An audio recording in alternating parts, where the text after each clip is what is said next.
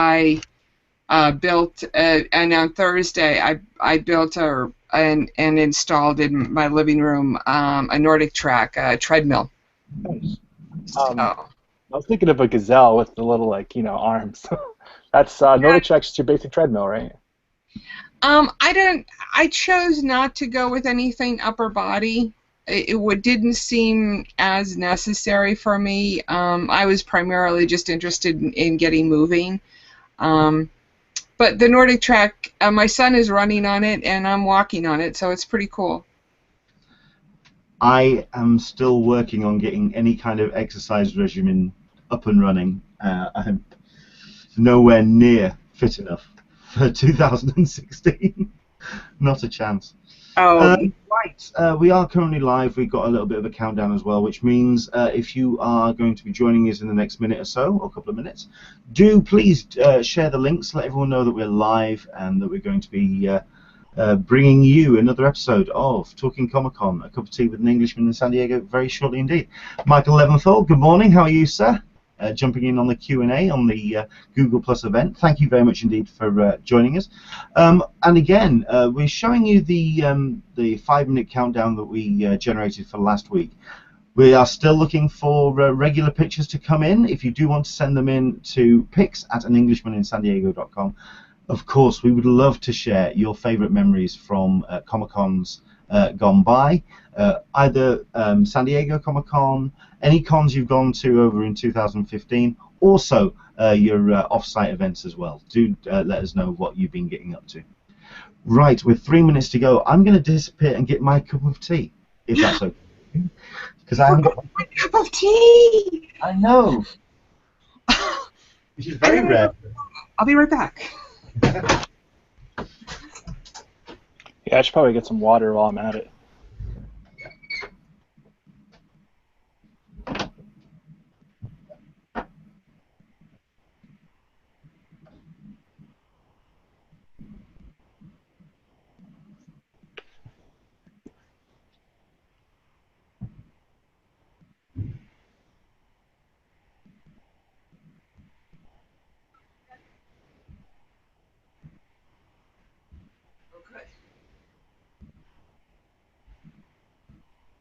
Don't bother me.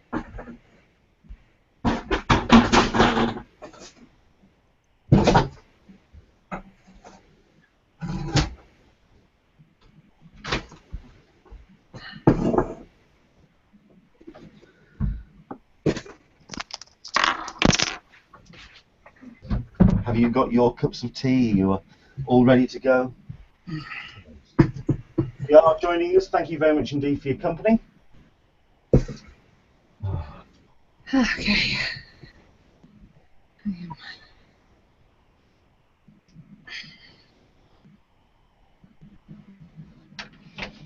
Before we do go live as well, I know that one or two people have been asking me about my little medical procedure that I was taking part in this week. I did have to go to into hospital this week. All sorted, and yes, everything went well. So thank you very much indeed for all your kind wishes. Very much appreciated. Thank you. Craig is watching. Hello again from the Midwest. Hello, Craig. Thank you very much indeed for your company. We're going to go live in just over a minute. Once again, if you want to share the links, you can go to the Google Plus event page, or indeed if you go to Englishmaninsandiego.com, go to the A Cup of Tea tag, and go to the home page for this particular Hangout. And of course, let everyone know that we're going to be live very shortly indeed. Joined by somebody I've been wanting to try and get on this Hangout for some time. I'm very grateful that he's decided to join us. Mario Candelaria, very shortly indeed. Hello. Once again, a forum member. The other Mario, is that your forum name? Yeah, the other Mario C. The other Mario C. Apologies. It's hard to keep people straight sometimes. You had a Kickstarter a while ago. You're peaking early, Alyssa. I'm sorry. You're absolutely right. I'm supposed to be doing links. Let me do links. You guys don't mind if I have a beer, do you? Not at all.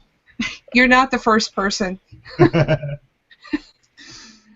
So on the screen right now, you can see the link as well. If you do want to send stuff into the email, you're more than welcome to do so. Like I say, you send them to pics@englishmaninsandiego.com. We'll put together a new 5-minute countdown next week. We'd love to see your favourite memories of your Comic-Cons gone by.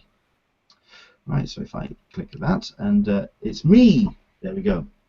Welcome to Talking Comic-Con. A cup of tea with an Englishman in San Diego. It is the 6th of December, which means it's here. Finally, we can turn around and say that Christmas is just around the corner. I don't wish anybody Christmas in November. It's November. Come on, let's be real. But now it's December, we can properly get into it. Hope you are going to be ready for a great festive season. And of course, one or two things that are going to be happening in the next week or so. We'll talk about that very soon indeed. My name's Leonard Sultana. What we do is we talk San Diego Comic-Con, con culture, and all the bits and pieces surrounding it as well. You're more than welcome to jump in and talk to us because it is a roundtable affair. It's all about what you want to talk about as well. So if you head to the Google Plus event for this Hangout, you'll find that on Google Plus. If you search for an Englishman in San Diego, we've got the Hangout set up there. And of course, you can tweet us as well using the hashtag #CupOfTeaSDCC. I think that's down there in the corner of the screen if you want to get in contact with us using Twitter. We do keep an eye on it, especially myself and my partner in crime, joined by Alyssa Franks. Hello, Alyssa. How are you? Good morning, afternoon, evening. It's been a busy week setting up a treadmill and building a new computer, and I am here and speaking to you in my somewhat normal setup, although I'm still trying to get both screens working and all of those little tweaky things that never seem to happen the way they should. You are just tech savvy, aren't you? I mean, not only that, but you're also doing the whole treadmill thing as well, which is intimidating the hell out of me. No, I'm not. Not compared to some people. I'm not. There is so much to learn. Yeah. Although I will say that my 16-year-old says that I'm crazy good, but he's kind of crazy. He's kind of crazy bad. So it's not a real compliment. Fair enough. Are you getting yourself some, or have you been dropping hints for healthy bits and pieces for Christmas as well? No, I've pretty much actually bought myself stuff. I'm very much the type of person that buys stuff and then presents it to my family members and say, "Here, this is what you need to give me for my birthday." Yeah, for Christmas. Yeah. Yeah, I'm actually the kind of worst nightmare for Christmas because I actually buy all my favourite things leading up to 2 weeks before Christmas, leaving my family members absolutely nothing left to buy me, and they hate me for it. Absolutely hate me for it. So, and the way to get around that is to buy something for yourself and then give it to the person and say, "Here, this is what you could give me." That's okay. Well, that just takes all the surprise out of it, and also the fun of me torturing my family members. So, fair enough. So, thank you very much indeed for joining us, Alyssa, and thank you very much indeed for joining us, Mario Candelaria. Hello, sir. How are you? Hey, great. How are you guys doing today? Fine, thank you. I've been trying to get Mario on the Hangouts for some time, and I'm so grateful that he's agreed to join us this week. We've got a lot to talk about in terms of creatives and certainly getting kind of the attention of everybody, especially in today's kind of setup where there is so much that you can find in terms of comics, in content, television, films. Trying to make an impact, it's a big and tough thing to do nowadays. So thank you very much indeed for joining us. No problem. I look forward to this. Yeah. If you do have any questions that you want to put to Mario, of course, jump in on the Q&A and on the Twitter. We would love to take your questions, especially if you have in fact taken part in Mario's crowdfunding campaigns. But we'll get onto that as we go through the conversation. I think the best thing to do is really kind of have you introduce yourself. When you talk to people for the first time, especially when it comes to your comics and what you do as a creator, how do you introduce yourself? I just say, hey everybody, my name is Mario, and that's sort of a weird thing to introduce myself as a comic creator, right?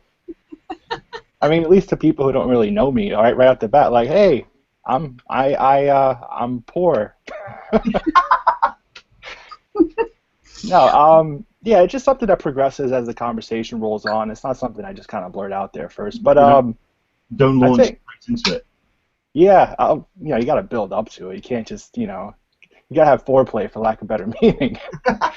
But yeah, it's people are surprised for the most part. I mean, like, but a lot of people I talked about comics don't really know what comics are. They think it's Garfield, Bugle Bailey, and things like that. They know them from the strips. But now that the movies are really at the height of their popularity, I believe, people are really starting to come around to it.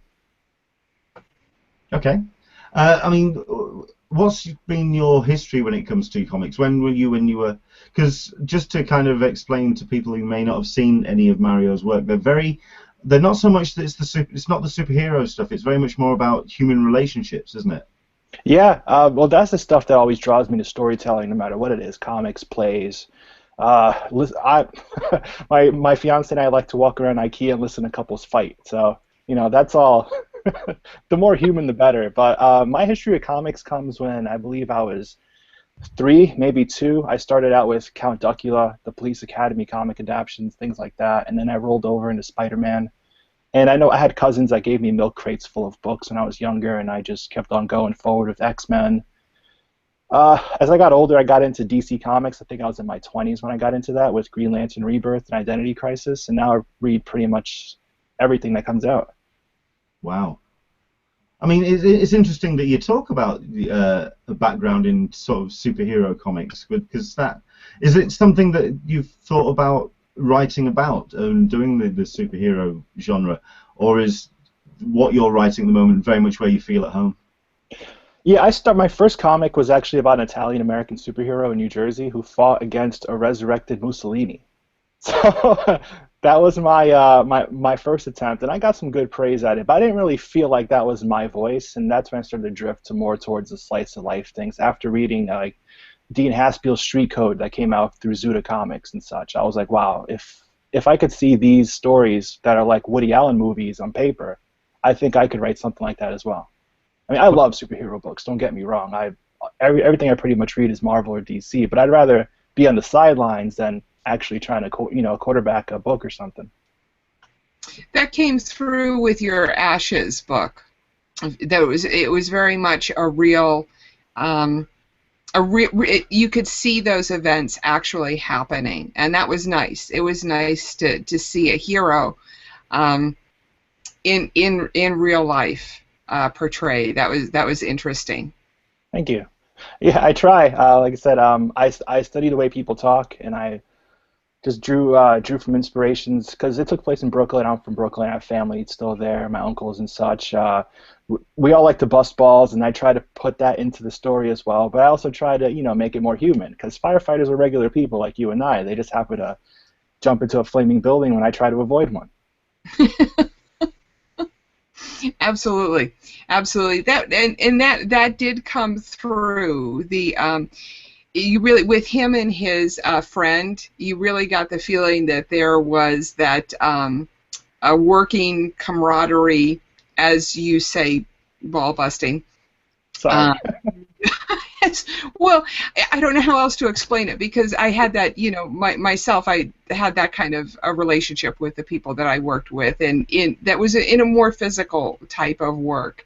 So I totally get where you were coming from there, and that relationship absolutely rang true. The interesting relationship for me was the son and the dad. Yeah.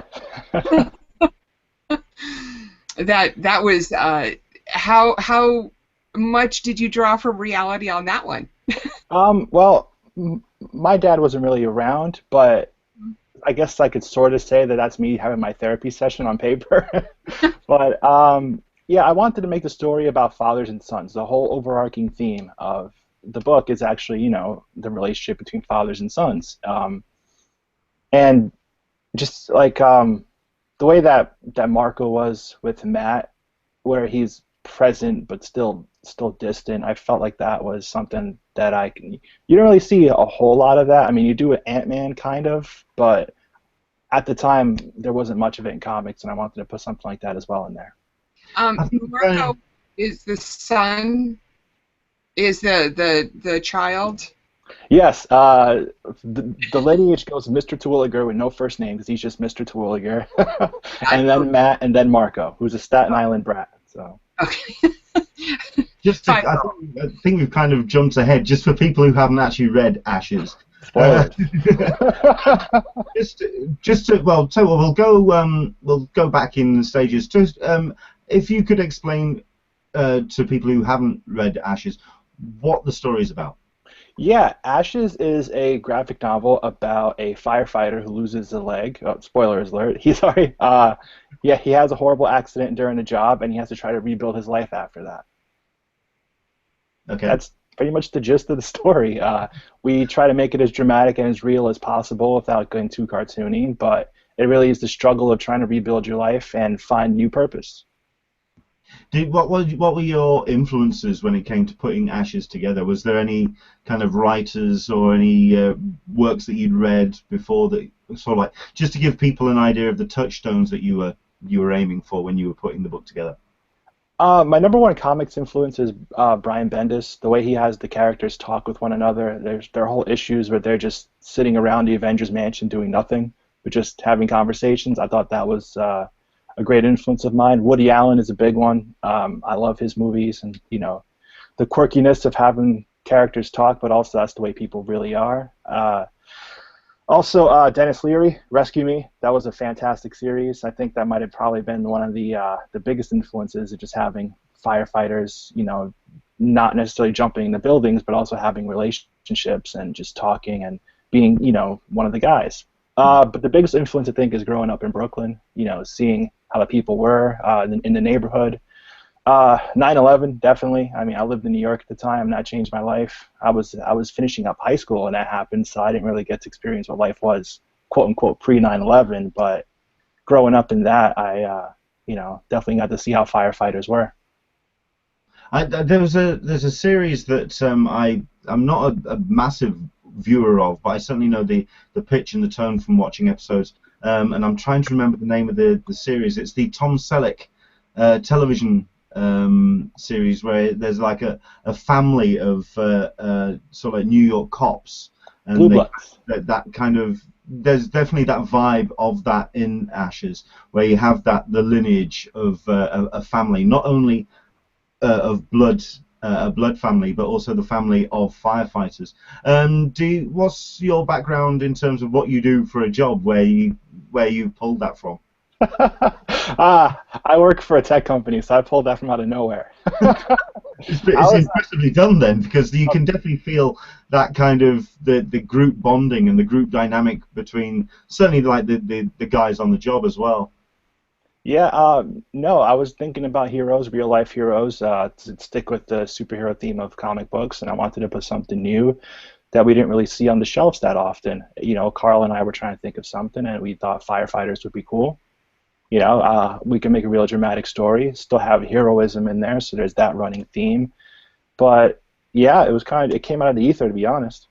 Okay. Well, okay, let's take it even further back then about the actual putting together of the idea, because this was a book that was put together by crowdfunding.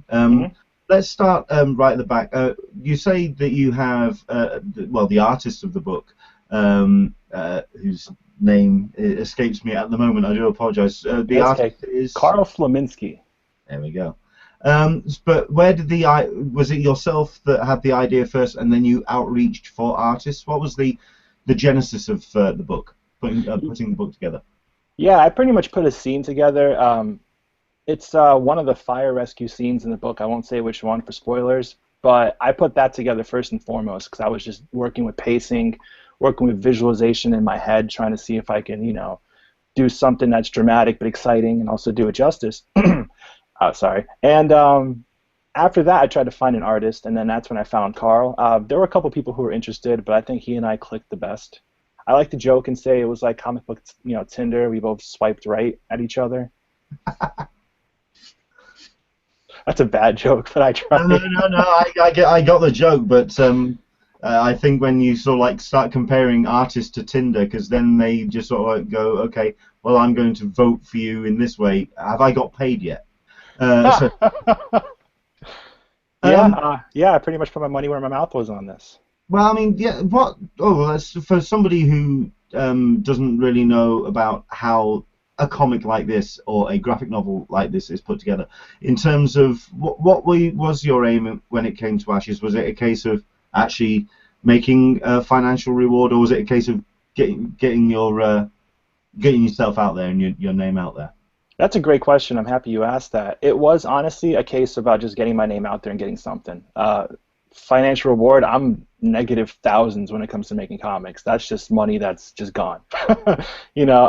So it's more important to me to try to build something, build a career that maybe I can get to the point where, people pay me to make stuff rather than the other way around. But honestly, I just wanted to make something out there with my name on it. Excellent. Any questions, Alyssa, so far? Just getting into the story of Ashes. That's all.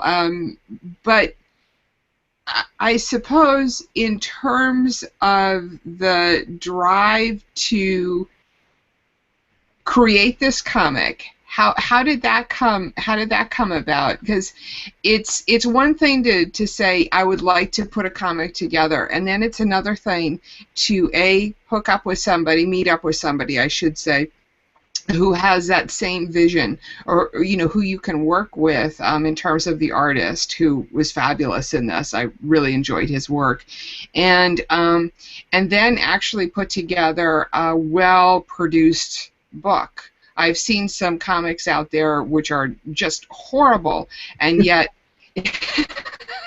well, I shouldn't be so blunt, but I mean, what did it take for you to, how many years of planning did it take, and what kind of sacrifices did you make to produce such an accomplished book?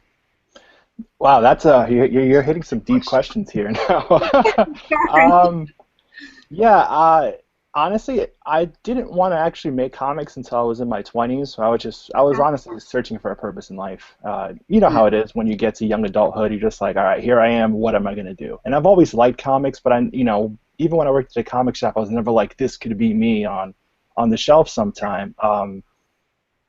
But one of my best friends from high school, Colin Croce, graduated from the Kubert School, and I was like, oh, he's at the school that's known for making comic books. Why don't we try to go ahead and make something? Because I'd written a couple screenplays that people liked. Nothing ever happened from it, but people said I had chops, so why not try to take it one step further with something I always liked? And then unfortunately that didn't work out like most first comics do, and that's that horrible comic you were talking about just a moment ago. But from there, I mean, I get obsessive over things. Like if I set my mind to something, I'm gonna try to see it through no matter what, and that's where the sacrifices come in. I mean, I went to San Diego 5 years in a row just trying to network and get a vibe of how the creators do. And San Diego's not like the best place for that, but you do get to talk to a lot of people since the focus isn't really on comics as much. And from there, it was just networking and learning as much as I can, and then from there, it was just fine-tuning and crafting and trying to build on things. And for the sacrifices, a lot of financials. I mean, artists like to get paid, and no one wants to. I mean, there are a lot of comics out there where the writer and artist have a understanding where I won't pay you up front, but you'll get, like, let's say 100% of the comic proceeds, and then we'll split the rest 50-50, the rights. But I thought, from a business standpoint, if I had money up front, I could find a better quality artist. And that's where I tried to go with that. I could have owned a house by now. I could have had a great wedding, which, we're getting married this year finally, but, all that stuff could have been, done sooner in our lives, and that's where the biggest sacrifice came from, more of a personal stuff than anything else. When you talk about you went to San Diego 5 years on the trot, what is your con kind of history? How long have you been going to Comic-Cons? Oh man, my first comic convention when I think I was 11 o'clock. 11 o'clock, yeah, sorry. When I was 11 years old, it was at a firehouse actually in New York, which was pretty cool. I ended up leaving like 5 issues of Wolverine because we didn't have a lot of money growing up, but my mom wanted to, see me have fun with that. My next convention after that, I think I was 20, so this is 2004 in Big Apple Comic-Con. It was in some hotel, the Pennsylvania Hotel right across the street from Madison Square Garden, and I thought that was awesome. You got to see comic creators and random movie stars and just, the bins where you could buy stuff. And then I've been to New York Comic-Con, the official one, every year that it created. That was my 3rd convention that first year. And then, when I was trying to network in comics and see, maybe I could pitch this book that we were working on back in the day, that's when I decided to go to San Diego. And from 2009 to 2013, we went for 5 years straight. So it was a case of you went to San Diego very much with the intent of sort of like putting your name out there as a comic creator. Yeah, the first 2 years. We could get into. Went first as a businessman or as a creator rather than a fan to San Diego. It was more of a business standpoint because I wasn't quite a creator then. I mean, I was working on something. We had art, but I wanted to learn as much as I could and talk to as many people as I could. Okay.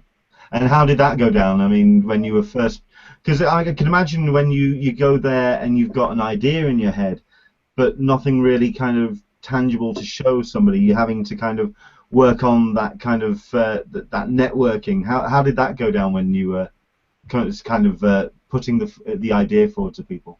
It's hard. I'm gonna be honest. Going to a convention to try to network to someone, artists and Artist Alley, creators doing signings. It's hard because they have tight time frames, or they're there to make money and aren't quite interested in hearing, what you have to say. San Diego Comic-Con in 2009 wasn't as big as it is now, but it's still pretty packed. And when you get that many bodies in there, they're just trying to maximize what they can. The writers are trying to network themselves with other editors and other creators, trying to do what they can. So that wasn't my best move, but I did reach out to people online beforehand because I made connections here and there, to try to talk with them beforehand so I could see if I can meet up with them there. And then unfortunately that didn't really pan out, but those connections did roll forward throughout the rest of the years. When was the moment that you felt that you were finally connecting and clicking with the audience that you'd built up? When I met Dean Haspiel on the set of Till Death, the old HBO show with Jonathan Ames created it and Jason Schwartzman. He was an artist on that, and I clicked with him, and we made a short story together for my anthology called The Reception. It's a very dramatic short story about a girl who's at a wedding, but it turns out she was in love with the bride, and she tells this to the bride's brother. Yeah. When we came out with that, that's when I was like, okay, this is really starting to strike a nerve with some people. This form of real life, run-of-the-mill people storytelling. Okay. Well, I mean, we've talked a lot about Ashes. I mean, what's the other? If you were going to kind of give a cliff notes of the other work that you've done in terms of your comics, and like say from 2009 when you were kind of putting your name out there, what have you put together in those 5-6 years? My most read thing, I think, is The Reception, which is an anthology. It all takes place at the same wedding reception, but different characters, different themes, the whole shebang. I did that with a number of different artists because, like I said, I was trying to find artists I could click with, and I thought short stories might be the best way to both get my name out there, get something free that people could look at, and also, network and work with a vast amount of people. From there, Ashes. Ashes was born, and I worked on that for a long time. It took me a couple of drafts to get the script just right as Carl was working on it, and even after the Kickstarter. And then I did Epilogue, which I don't know if you guys read. I know I sent you the links for that. Yes, I have. Yeah, that's my baby. That is a that's an experimental comic because it's a story about two exes that meet each other decades, years after they've broken up, and they happen to bump into each other at a train station. So we wanted to tell the same story from two different perspectives, and we envisioned it as a flip book. So if it came out in physical copy, this would be side A, and then you flip it over, and side B would be the other perspective. That's 100% pure. We made this for the love of the craft book. I didn't even bother pitching it to anyone. I was like, let's put this on Comixology so we can get people out to read it. But for the most part, this is something.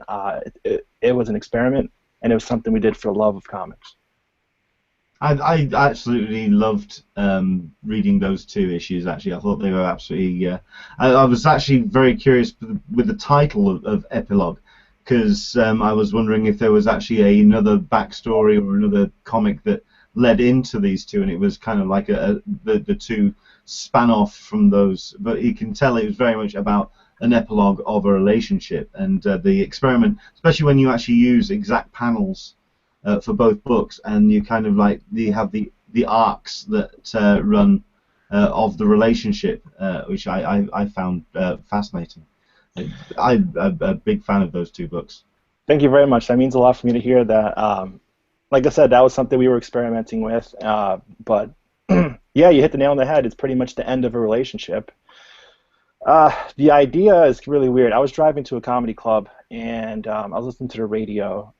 You know, when you're on the road, you just put on the radio and just drive, and your mind goes blank when you're on the highway, especially. You know, but Adele's "Someone Like You" came on, which is, you know, a great song about heartache and such. But then right after that, Gautier's "Someone I Used to Know" came on, and when I heard that song played back to back, my brain just works in a weird way. So I started clicking the two songs together and thinking, this sounds like two sides of the same story.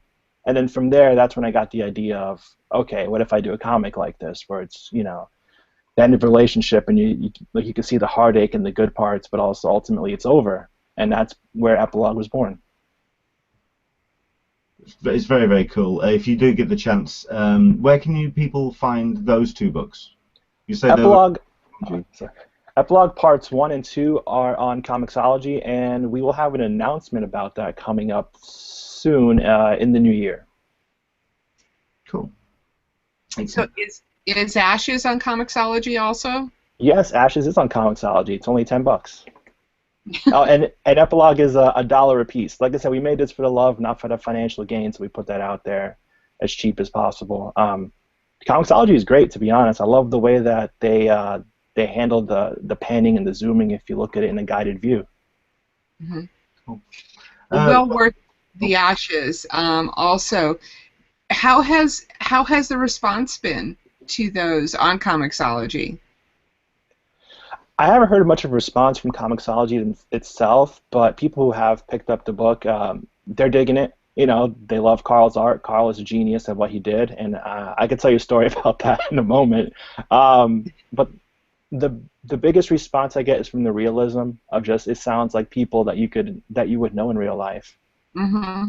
That's what's about Ashes, was the realism of it, and the art. And I'd love to hear the story about the artist, because it's almost impressionistic, you know, just with, you know, that it's very free flowing, and it's more in tune with getting the feelings of the scene down, as opposed to being realistic in a McFarlane you know, sort of, or, you know, superhero kind of a way.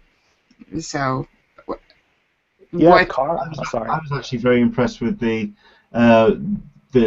brave choices, or the bold choices that the art was taken, in terms of, it wasn't just 4 panels, it wasn't just straight cube boxes. It was very an organic read in terms of the way that the narrative flowed over the page. Was that something that you put into your scripts, or was it something that you left to the artist? Oh, that was 80% Carl. When I wrote the script, I had panel descriptions on there, but he's a great storyteller in his own right. He didn't really need a script from me. He went ahead and, if he thought that the flow of the page wasn't right, he would chop out some panels, or he would expand panels to, let's say, make the action go over 1 and 2.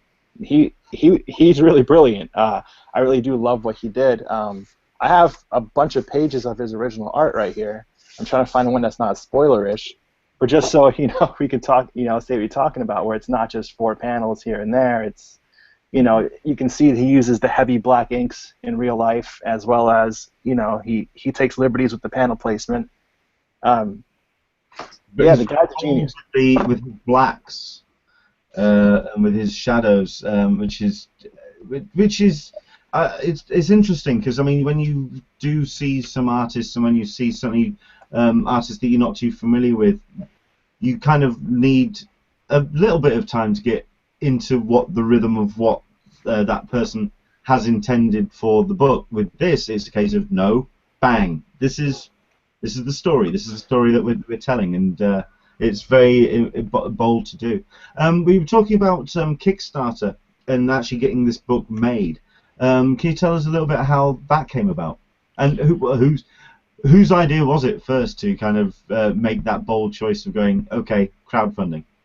That was my idea. I wanted to get something out there, and when I'm paying Carl a page rate, I could only go so much out of pocket at the first time, and we wanted to put out a book out there. It's hard to pitch when you're a complete unknown, and that's what we both were. I mean, not saying we're known now. I'm still, an unknown comic creator for the most part, but having crowdfunding really helped us build the buzz for the book before it was even released, which was great, and you could get your names out there that way. So even if you're not successful, at least you can say, hey, I have a reference of history in the comic community where I created this, and people could look at that. But also, when it's successful, you can say I have a completed project. So even if it's not picked up by a traditional publisher, you still have something that's a credit that say, okay, here's something that's completed from conception all the way to the very end, that if for future jobs you can show someone and say, this is what I can do, and this is what I have done, and I have a track record of getting work done. How much did you kind of put out there that you required to put the book together?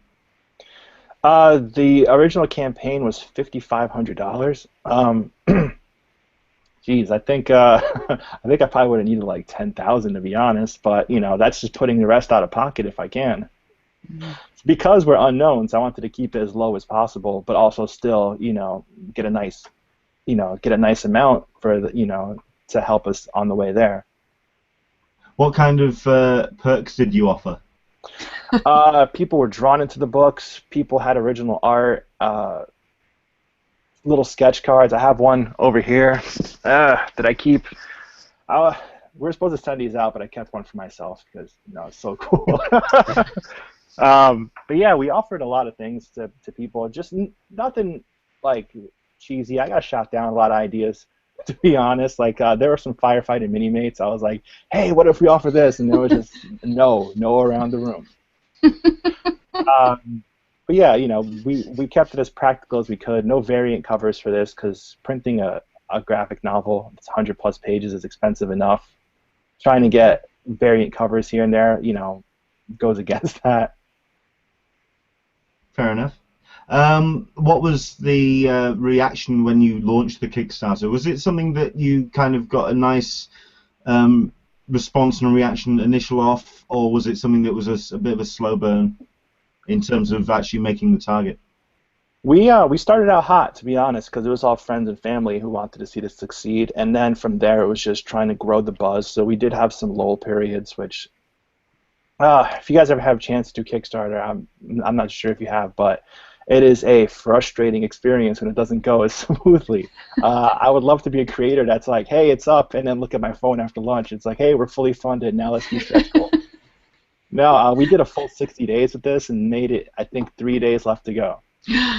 Wow. Yeah. Wow. That's real cool. nail-biting kind of stuff. Yep. What was the celebration like when you did actually achieve the goal? Oh, I burned the place to the ground. No, no.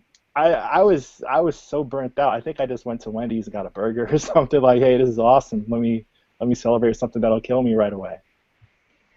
Fair enough. Wow.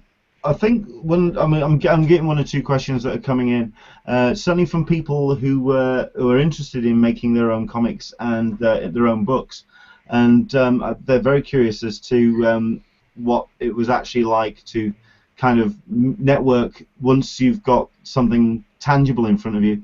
I mean, when was Ashes? When was something that you could actually hold and show people? 2013, I believe, 2013, 2014, we were mailing them out to people, and now it's actually out in bookstores, comic book shops, Barnes & Noble and such. So, How many copies did you take to San Diego back in July? I haven't gone to San Diego since 2013. Oh, wow. Yeah. Okay, so to the conventions that you have been to, I know. how many copies have you managed to share with people? Oh, a dozen or so.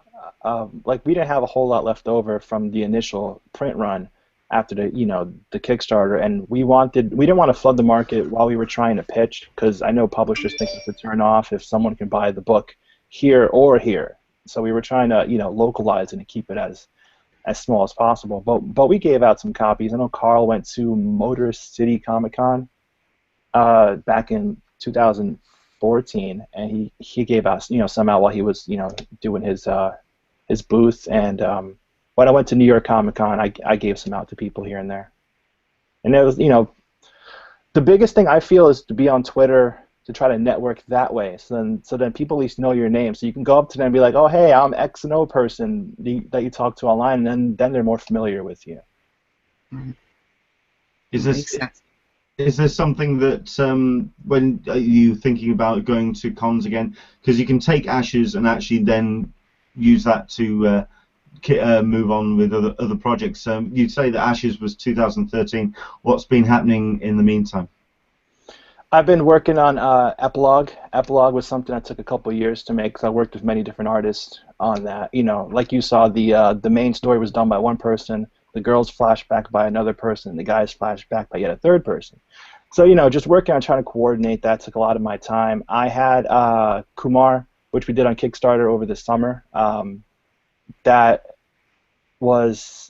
still something I'm still working on, still trying to pitch that, but that's the 6 issues of that are taking a lot of my time. I went to Alterna and I pitched Corktown, which is a horror story of pretty much vampires versus ghosts in Detroit. I just gave that the worst description ever, but it's something it's something that we really put a lot of thought into, and Scott Ewan and we tried to make it personal, and that's coming out in the spring of next year from Alterna Comics. What's been the because I know that you've been kind of at the moment it's been very much a project, a labour of love, as it were, something that you've definitely done from the heart. What's been the next step to connecting with, like you say, with publishers, with people like Alterna? It's first, it's having an idea and fleshing it out completely, building the script with your co-creator, your artist, or whoever, making sure everything looks as tight as possible, because they're not going to look at something from someone like me unless I have pages and an idea of where I want to go. And it's sort of like having a business plan. You can't go to the bank and say, hey, I want $100,000 that might open up a restaurant or a tanning salon. They're going to want to know what your plan is. And that's what publishers are looking for. They're looking for someone who has their stuff together, who already has a good amount of the work done, so that way they know that you're reliable. Because a lot of them don't want to go to Diamond per se unless you have 2, 3, 4 issues in the can. Because they've seen creators that are unreliable, or after one issue they're like, well, where's the next one? They want to make sure that you are reliable, that you have work that can be done and turned in on time. And it's honestly a lot like speed dating. Because you have like a certain amount of time to try to get them attracted to you, and then from there it's whatever you have to offer. I think one of the big questions that I have been getting on the Twitter certainly is kind of where you would like to get, where people would like to start, and what would your advice be to kind of get something up and running and actually make an impression? What would be your first step for first piece of advice for people? For writers, I would say start out with an idea first and build on it and build on it and then bring it to an artist. I've seen comics where when writers I have sort of an idea and then the artist is just waiting on them to bring stuff. Definitely have your ducks in a row. Go on websites like Penciljack, DeviantArt. I mean, there are some warnings with that I can get to in a moment, but definitely try to reach out to people. Go on Twitter. I know Instagram is big for artists, where you can see who's doing what, and just try to network with them. I mean, artists are regular people. You know, they want to talk to you if you want to talk to them, especially if you're flattery and you like their stuff. They definitely want to hear from you. For artists, I can't really speak from that side of the fence, to be honest. But from what I could see, it's a lot of if you don't have ideas of your own, which is always the best way to try to get something is if you produce it yourself. Try to hook up with a writer that is proven. Try to hook up with a writer that's serious and someone that you feel comfortable with. Now, there are some scams out there, and I don't want to bring the tone down, but a couple years ago when I was looking for an artist, I got ripped off by this guy named Ron Rundstrom, who was posing as a certain artist from the Philippines. He took my script and a couple $100 from me, I think $5 or $6, and I was getting artwork from him, but then it stopped, and I was emailing him what happened. So then one day I was reading Bleeding Cool, and I heard about this scam, and then that was one of the names that popped up. It was this guy. His name escapes me at the moment, but it's a scam that he runs where he pretends to be a writer on one side for the artist, who says, hey, give me 2 or 3 pages for free and then I'll pay you. And on the other side, he pretends to be the artist for the writer. So the writer would send him the script, he would send it to the artist, he would get free pages, which would then go to the writer, and which then the writer would give more money, and then he would disappear. Oh, man. Yeah. Rich Johnston did a whole series of articles about that, and you can imagine, I was in a daze when I heard that. I was like, no way, I couldn't be ripped off. But definitely be careful out there. Try to meet with people on GChat if you can. Definitely know that you're talking to a real person. If you can meet them in person, that's always great too. But just when you're starting out, be careful out there. Be mindful. Be optimistic, but also, don't be a sucker. Try to, get as many references as you can. Do you think people can actually make the connections required to put a comic together at a comic convention, or is it something that's done a little bit more away from that hustle and bustle of that big event? Oh yeah, it can totally be done there if you play your cards right. They have creator connections at, I think, every major convention now, where it is actually speed dating. You have an idea, you sit down and you talk to writers or artists, and you say, this is what I can do, this is what I can do, and then if you hit it off from there, you can create. There are panels about breaking in, and sometimes if people are asking questions and you're interested in them, try to find them after the panel and say, hey, I like what you said up there, would you be interested? I mean, it really is no set in stone way to meet creators. You can find them any basic way anywhere. Conventions are great because like-minded people get together to celebrate the same thing. And that's what I was trying to get to earlier during the beginning part of the conversation is how do it's so rare to meet somebody else that you mesh with, that you can create, have vision and create a project with. I'm thinking of people who are my moderators on the forum, and it's hard to get into that same level of synergy with somebody, and it seems like it's just a matter of meeting a lot of people, and just putting yourself out there and just doing it again and again and again until you find somebody that you're willing to mesh with, or that is willing to mesh with you. So. Yeah.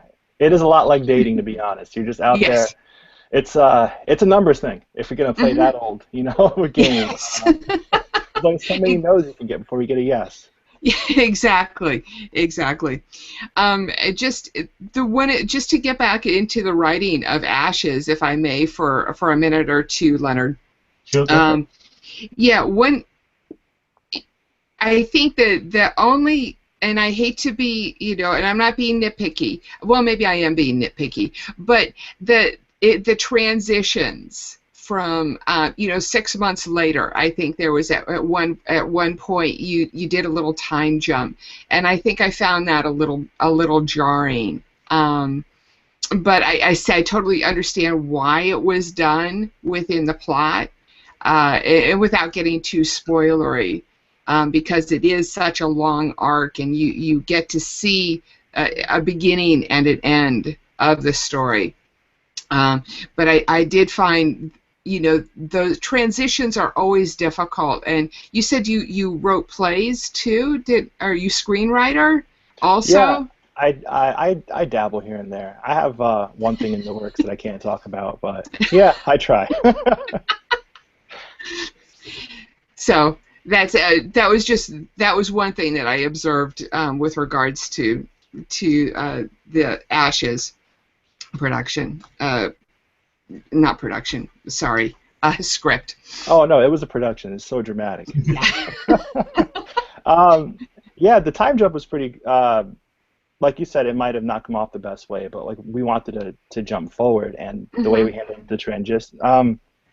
There are a lot of comics that are like, they'll show a scene and then they'll say 5 minutes earlier, or or they'll jump forward and backward in time. We just wanted to keep it flowing like a movie would. Movies, you don't necessarily see X amount of time later. It just goes to the next scene. That's what we wanted to do. It is a very cinematic book. That's the one thing that definitely struck me about Ashes, which was, and it's very. Like you say, I mean, when you do find somebody who hasn't got a massive amount of experience when it comes to comics, you can kind of see one or two of the loose edges and the kind of the threads not quite gelling together. I think Alyssa kind of alluded to that with not so much the lack of experience, just more the kind of the vibe that it's not a fully congealed and focused idea that you've put together. But Ashes, for me, certainly was a very constructed and very well plotted, and I thought it was a well constructed piece of work. I was really impressed with it. You did say that when you put Ashes together, it was definitely a case of something that you wanted to put out there to put yourself in the frame for people and to let everyone know that what you could do. What has happened since the release of Ashes in terms of putting your name out there? What kind of spotlight has been shone your way? Well, I got family members reaching out to me that I never heard of before. That's always good. No, it's like I said, I'm still building my name out there, so it's not like an overnight success type thing. You just gotta keep grinding at it. But now people could see that I am capable of putting a complete product out there, and they know that I'm not just someone who's just playing at comic creator. I actually am sort of one. Although, to be honest, you still have to play. The book, it's there. Yeah. Yeah, it's weird walking in Barnes & Noble. Something that you still kind of, you said at the top, is it something you still kind of struggle to look yourself in the mirror and say, no, I am a comic creator? Is it something that you kind of have a bit of, is it self-doubt, would you say? Yeah, all my stuff comes from self-deprecation. I'm just a guy from Brooklyn, to be honest. That's what it's going to say on my headstone when I'm done. But yeah, I'm weird. Success and me are kind of just like, when people say they like when I do comedy and they say they like my set, I'm like, oh, who's this crazy person that enjoys my stuff? I just like to do stuff, and comics is one of them. I thought was a great start to try to build out. I mean, I don't want to work for Marvel or DC, but I have a lot of ideas of other comics I'd like to try to make. Yeah, it really is self-doubt, to be honest. I mean, you can't be Kanye 24/7, right? Just saying this is me, this is what I can do, and I'm the greatest. Fair enough. And also, I can imagine this is also something. Have you sent this out to other publishers to kind of say, this is the calling card, this is who I am? Is that something you've done? Yeah, the pitching process was a good one. We had a couple of interested publishers because it was a already created book. It was done. They had very little to do on their end. You know, they wouldn't have to wrangle an editor, use their own resources. It was just pretty much signing the paper and then finding time in their schedule to release it. That's a big plus actually that some publishers look for. Not all publishers, but some. They want something that's already in the can, and thankfully this was, thanks to Kickstarter.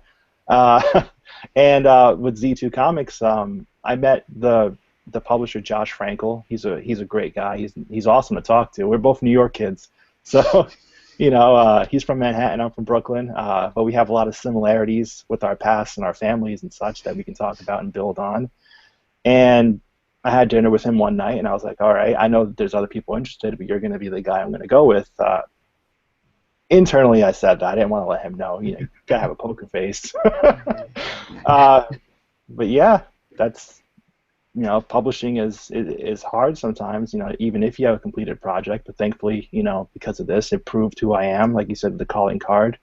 When you start getting press, when you start becoming familiar with comic reviewers and also, you know, comic book journalists, when other creators know who you are and it's easier to network that way. I met Josh actually through Dean Haspiel. He had a book with him called Fear, My Dear, which came out, I think 2 years ago, and I met him at a launch party.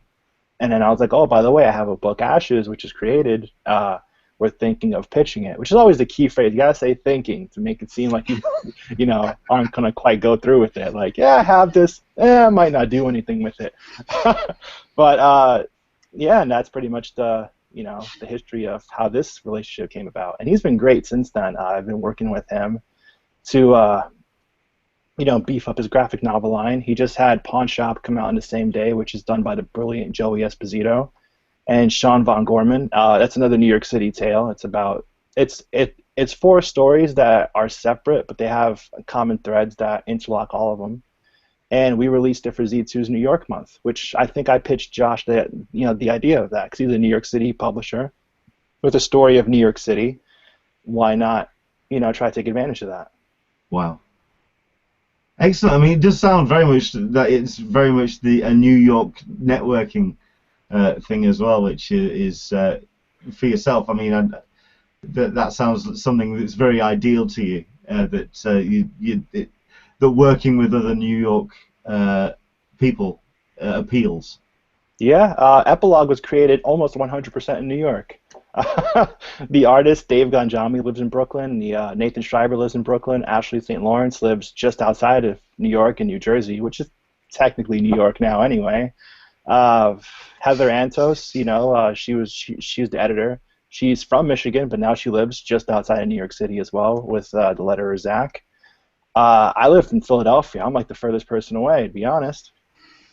Well, for a book, which, I mean, like I say, it's 2 books which definitely form a whole, and considering that the book is actually set in London with 2 people that have just come from Paris, well, I mean, of course, it feels very New York. There's a funny story behind that. The reason we set it at I'm going to butcher his name, St. Pancras? Oh, yes. No, you got it right. St. Pancras International Train Station.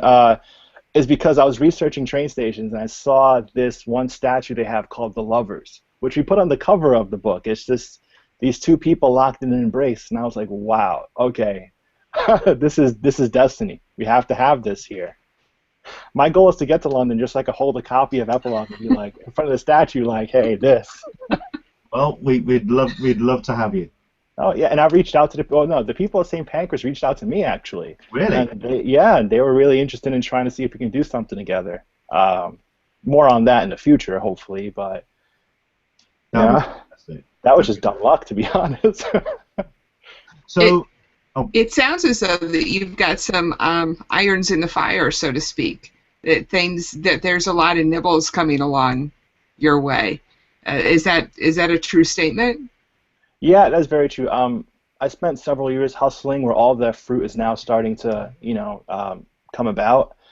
I'm getting married this year, so I'm going to take some time away to try to build on that. But I had so much stuff already working, like you said, in the fire, that when I'm ready to come back to doing anything, I'll still have a body of work that I'm still working on. Excellent. Well, where can people find what you've got out at the moment? Where's the best place to, well, we'll start with Ashes. Where's the best place to go for people to find that book? For Ashes, the best place to go is your comic shop, to be honest. You got to give them business. I'm a big supporter of comic book shops, and they've been supporters of me, and thankfully, and always reach out to them to try to get any graphic novels you have. Outside of that, if you happen to be in the middle of an island somewhere and don't have comic shops, there's Barnes and Noble delivers, Amazon delivers, Comixology as well. If you want to get a digital copy of that, just search for Ashes, a firefighter's story, and you'll find it. Excellent. And also Epilogue, where can people find that? At the moment, Epilogue's only available on Comixology, but we're working on some things. 2016 will be a good year for me, I feel. Okay. And also, is there a website for people to kind of go to get a sense of the body of work that you've got? Where's the best place online for people to find you? The best place to find me is Twitter, to be honest, at the other Mario C. I don't have any vanity websites. I probably should. I have PR people probably emailing me now, like, Mario, shut up, you need a website. Yeah, Twitter. I talk a lot of trash on there. Just today I was crying about the Eagles. I'm a big Philadelphia Eagles fan, and they're going to be losing in about 2 hours. So, but if you want to talk to me about comics, you can just mention me, and I'll definitely talk. I'm always up for just chatting about stuff.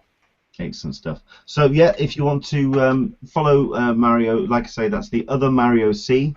Thank you very much indeed for your time, Mario. And Cheers. Yes, everyone, if you can, do check out both Epilogue on Comixology, and do check out Ashes. I think I've left the link for the book on the Google Plus event, but I'll also leave it in the description of the Hangout down below. Do check it out. It really is a fantastic book. Mario, thank you very much indeed for your time, sir. I forgot one thing, and my artist is going to kill me. But I'm working with the wonderful Robin Allen on a San Diego Comic-Con themed book, actually. Okay. Bringing it right back around to our favorite topic. Well, I mean, does that mean you'll be returning to San Diego for get some research from the ground? Hopefully, it depends. I mean, I definitely want to go to San Diego if especially if I get nominated for an Eisner. But yeah, the man plans big. The man. Bravo. Well, I might as well do it on someone else's dime if I could, right? But yeah, the story is called The Long Con, and it is about a group of friends that journey to San Diego, and I won't tell anything else. But it is my most comedic book yet. Excellent. And we have a little lenticular. I don't know. Does this move at all? Can you guys see that? Yeah. Just click on that. Yeah. Just about. Yeah. It's a lenticular, which is our lead is waving her hands frantically. Wait 6 hours in line for a 30-second clip. So. No, that sounds about right. No, that sounds about right. Yeah, that gives us the scope of the whole book right there. If you want to know what it's about. Excellent. Thank you very much indeed for your time, Mario. Are you going to be doing a Kickstarter for that? Maybe. It depends. Okay. I mean, honestly, Kickstarter would probably be the death of me, to be honest. But maybe. I'd probably want to pace that out because I just did one back in August, so I wouldn't want to do a back-to-back. Because, like I said, I'm still trying to build a name, and my family hates when I hit them up for money every other month. So. I think they've got their own their own idea of what money they would like to give you for, and I think that's the wedding. Possibly. I think let's hit them up for that first. Thank you very much indeed. Right, that has been Talking Comic-Con, a cup of tea with an Englishman in San Diego. A little bit of a special interview with Mario Candelaria. Thank you. We've got ourselves another special episode that takes place next week because in about, let me do the math here, 10 days' time, 11 days' time, Star Wars, The Force Awakens.